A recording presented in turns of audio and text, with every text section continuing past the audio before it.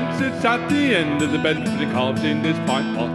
The lads all try to avoid him and not get into earshot.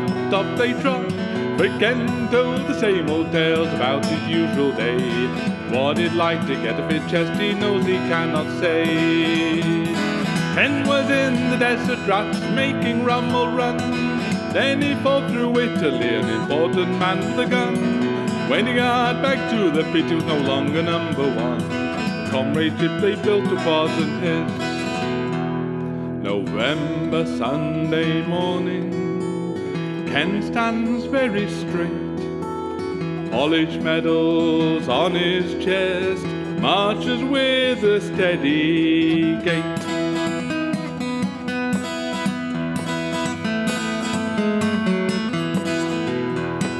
Talking about the football or a flutter at the track, Ken joins in the laughter from his place at the back, the odd white crack. But doodle bombs and blackouts, mists and huts and all, Ken couldn't reminisce with them, it had never been his call. Ken found the younger lads and tried to join in. Generation he fought for those he had to win. But he soon tired of listening, here comes boring Ken. The comradeship they built it wasn't his. November Sunday morning, Ken stands fairly straight, polished medals on his chest, marches with a crooked gait.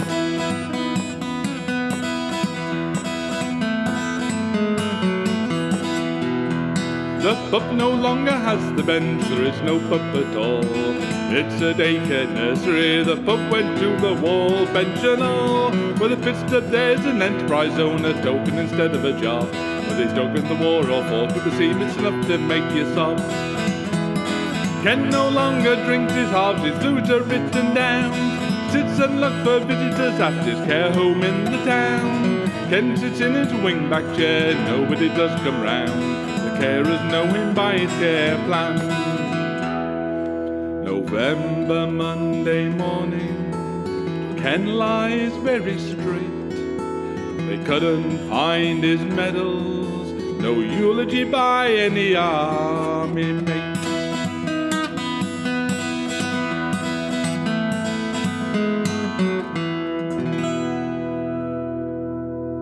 Well, hello and welcome. I'm Ian Mather. I'm just up the road in Belton, just outside Epworth.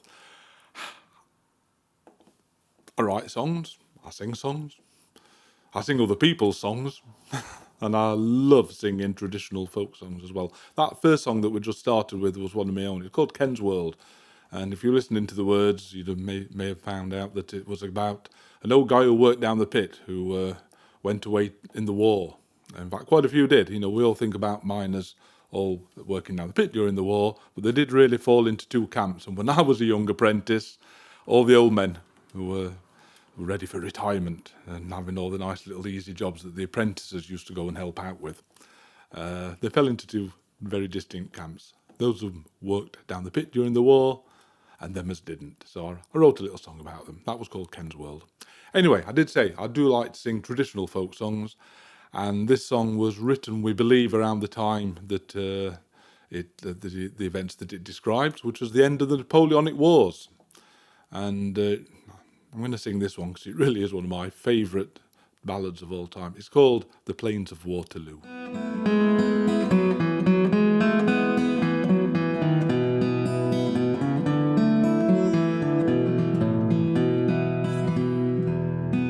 As I rode out one fine summer's morning, down by the gay banks of some clear and pleasant stream, there I espied a fair maid making sad lamentation. So I drew myself in ambush to hear her sad refrain. Through the wood she marched along, caused the valleys to ring. The fine feathered songsters around her they flew, saying the wars they are over and peace it is restored again. Yet my will is not returning from the plains of Waterloo.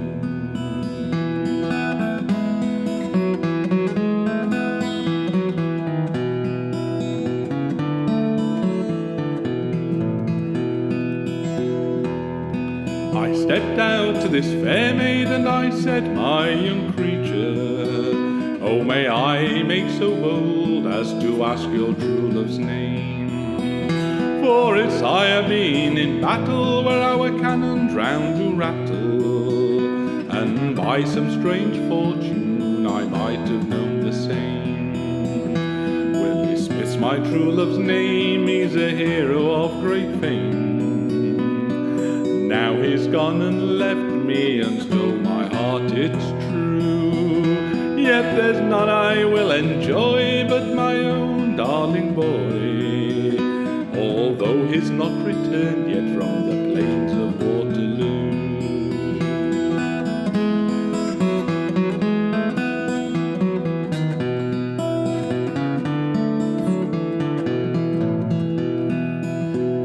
If Willie Smith's your true love's name, then he's a hero of great fame. He and I have been in battle through many a long campaign, through Italy and Russia, through Germany and Prussia. Oh, he was me loyal comrade through France and through Spain, until at length with the French we were surrounded. Like the heroes of old, we did them subdue. We did fight for 3 days till we finally did defeat him. Oh, that bold Napoleon Boney on the Plains of Waterloo.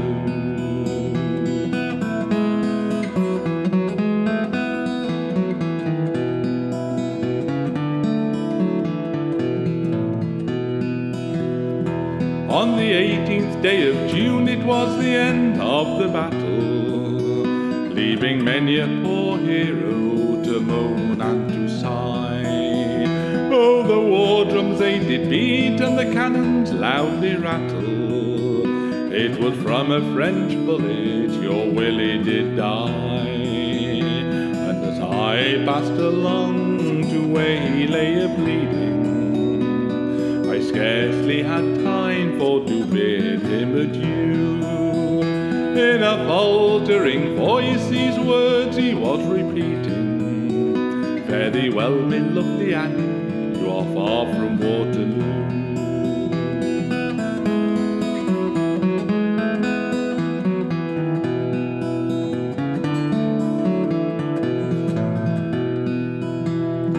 And when this fair maid heard his sad acclamation, oh, her 2 rosy cheeks turned to pale and to wan. And when this young man heard her sad lamentation, oh, he said, me lovely Annie, I am that very one. And here is the ring that was broken between us, in the heat of our dangers to remind me of you. And when she saw the token, well, she fell into his arms then. Say you're welcome, dearest Willie, from the Plains of Waterloo. I'm delighted to see that one of my favourite singers, Shirley Collins, who's been entertaining people since before I was born, she's still entertaining. In fact, as we're recording this, late May, she did a concert last night at the Barbican in London. And wow, she just released a new album as well. And it really is an amazing album too. And yeah, she really has set the score for how we interpret traditional folk song. Well, I think so anyway. And this is a song that was written for her by her then husband, Austin John Marshall, in the early 70s. They found out that when you were seeing Morris dancing, or any type of traditional dance for that matter, there were lots of women dancing as well as the men. Now, you know, I think we're all told at school, oh, Morris dancing is something to do with fertility. Well, that's another argument for another time. There were lots of women, but all these women were of an age. The age where at the end of the dancing, they took the shoes and socks off and started rubbing the feet. And these women were nearly all widows from the First World War. The idea being that the husbands went off and the boyfriends went off during the First World War, and the women kept the village traditions going, and some of the men didn't come back. So by the early 70s, a lot of these women were still dancing. And it's a song called "The Ladies Dancing at Whitsun."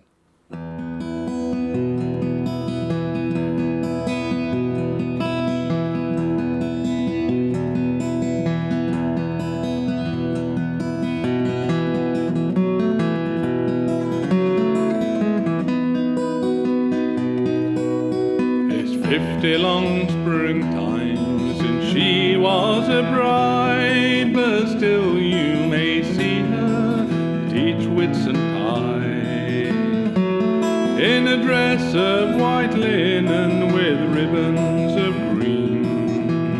green as the memories of loving.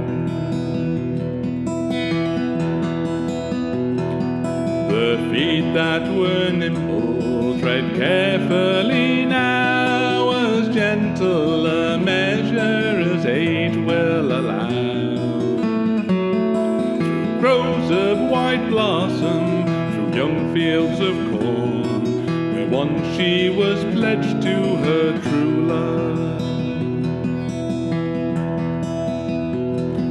The fields they stand empty, the hedges grow free, no young men to tend them, nor pastures go see. They're gone where the forests of oak trees before have gone to be wasted in battle. Down from the green farmlands, from their loved ones, marched husbands and brothers, fathers and sons. There's a great foam of holly where the maypole once stood, and the ladies go dancing at Whitsun. There's a straight row of houses in these latter days, all covering the downs where the sheep used to graze. There's a wreath of red poppies, a gift from the Queen, that the ladies remember at Whitsun. And the ladies go dancing at Whitsun.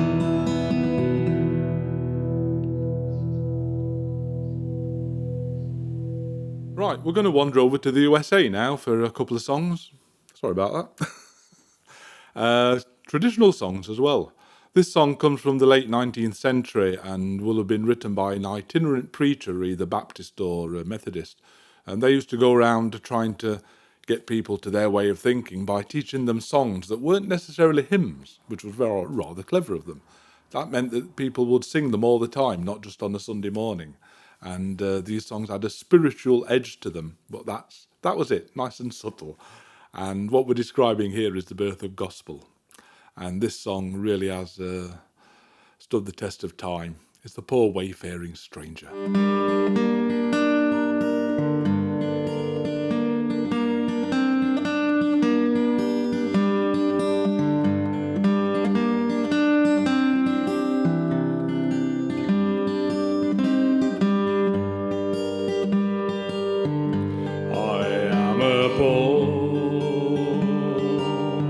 Wayfaring stranger,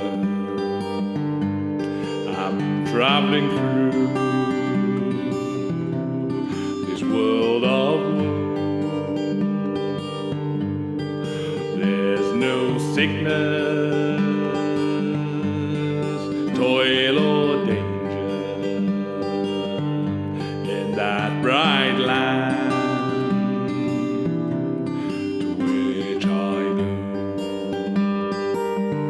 I'm going there to see my mother, going there no more to roam. I'm just going over Jordan. Well, I'm just going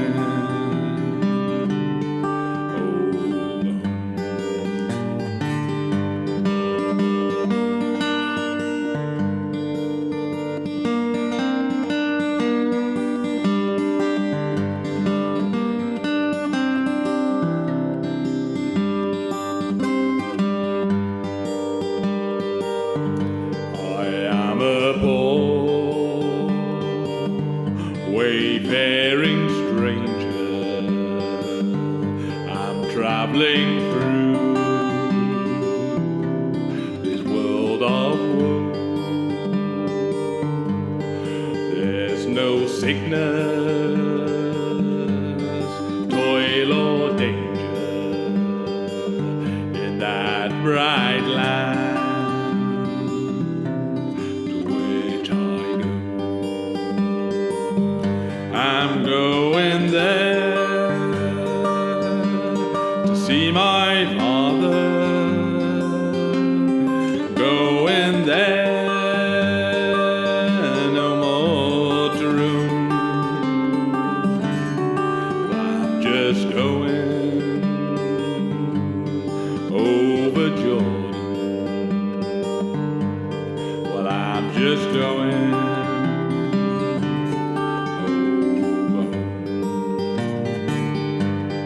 I'm just going over.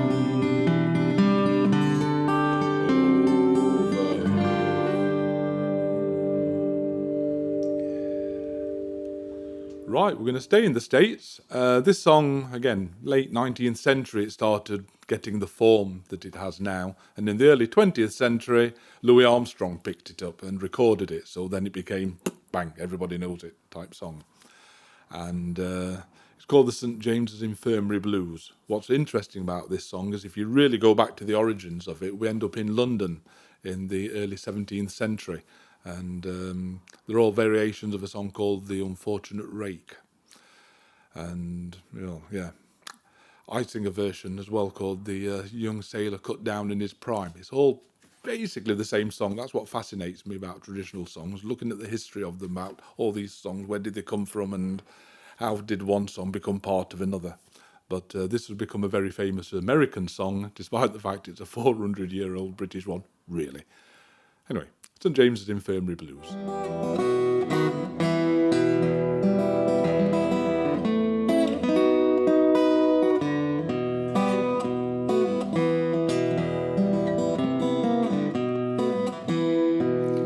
I went down to old Joe's barn at the corner of the square. Well, the drinks were served as usual. The usual crowd was there.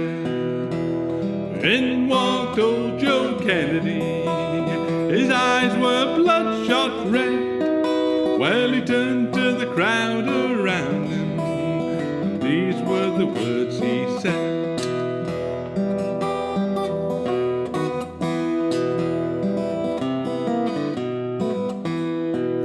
I'm down to St. James's Infirmary. Well, I saw my baby there. She was dressed on a long white table, so sweet, so cold, so fair. Oh, let her go, God bless her, wherever she may be. Well, you can search the whole world over, but you'll never find no better man than me.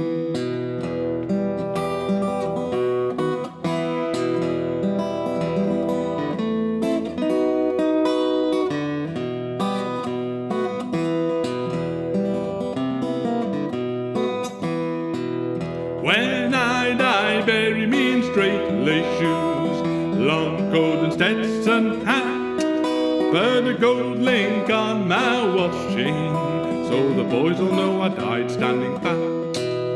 Oh, when will I ever stop crying? When will I ever smile? My baby's gone and left me. She'll be gone for a very long while.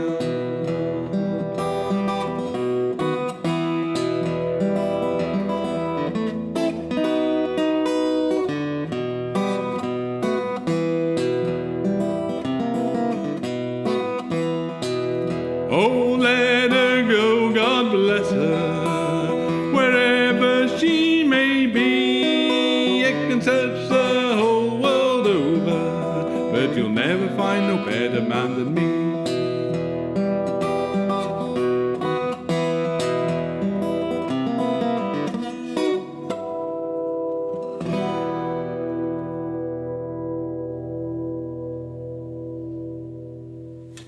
Many of the very, very old songs, if you like, pre-industrial revolution are all obviously about people in farming, if they're going to be mentioning what they did for a living. But come the Industrial Revolution, lots and lots of new songs started coming about from the northern cities especially. And a lot of the people involved in collecting folk songs in the late 19th century, early 20th century, tended to ignore them. And it's only in more recent times that a lot of these songs have started getting the attention they deserve. This was one of my all-time favourites. I used to spend a lot of time introducing this song and saying all things about social class and divisions and how it started stratifying. One band, and I still can't remember who, said on their album sleeve when they recorded this song, and the song, by the way, is called The Handweaver and the Factory Maid, they said, "A love song set amidst changing social values, with breasts." And basically, I can't top that, so let's give it a whirl.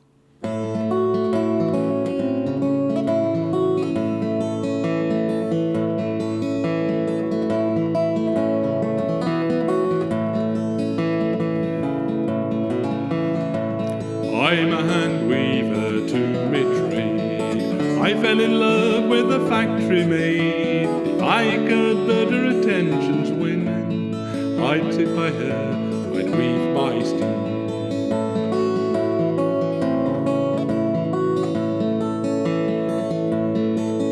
My father unto me did say, how can you fancy a factory maid when you can have lasses fine and gay, all dressed like unto the Queen of May?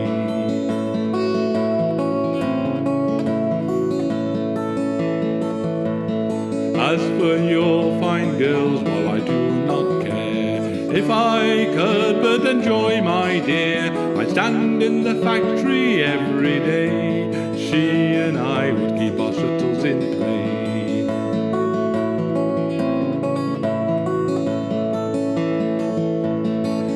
Well, I went to my love's bedroom door, where oftentimes I have been before. I could not speak nor yet get in the pleasant bed that my love lay in.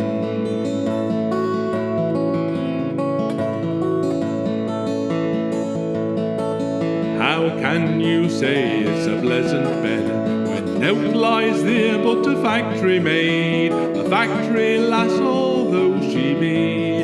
Blessed is the man who enjoys she.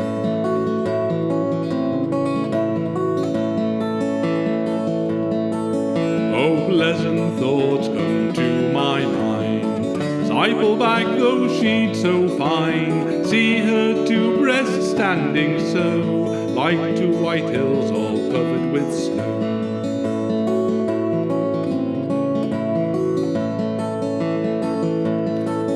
Where are the girls? I will tell you plain.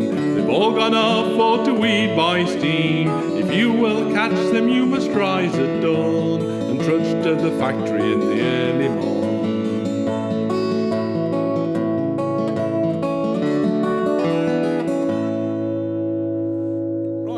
With me, thank you very much.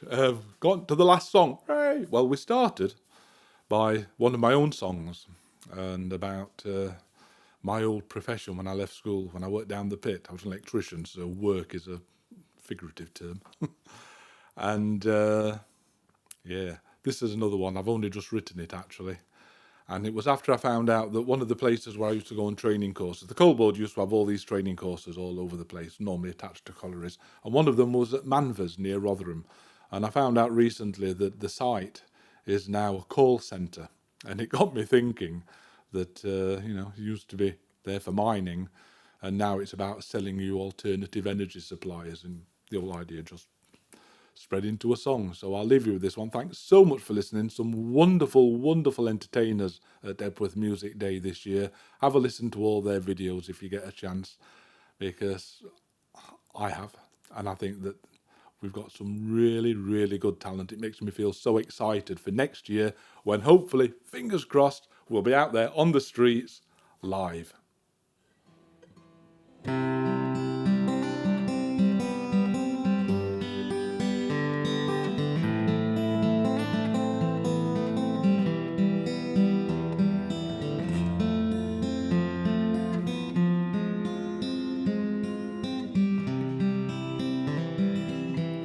Harry and Frank were lucky boys, straight from school to a job for life. If you can handle the dirt and noise, raise a family with your wife. They worked whilst their children grew. It was the only life they knew. And 1,000 Harrys collected their tallies, countless Franks lit their lamps, digging to keep the home fires burning, digging to keep their families fed. 3 bells, then 2, and it's down below. A word with the deputy in by bound. Hang up your flask and off you go, whilst your family's sleeping sound. They worked whilst their children grew. Was the only life they knew. And 1,000 Harrys collected their tallies, countless Franks lit their lamps, digging to keep the home fires burning, digging to keep their families fed.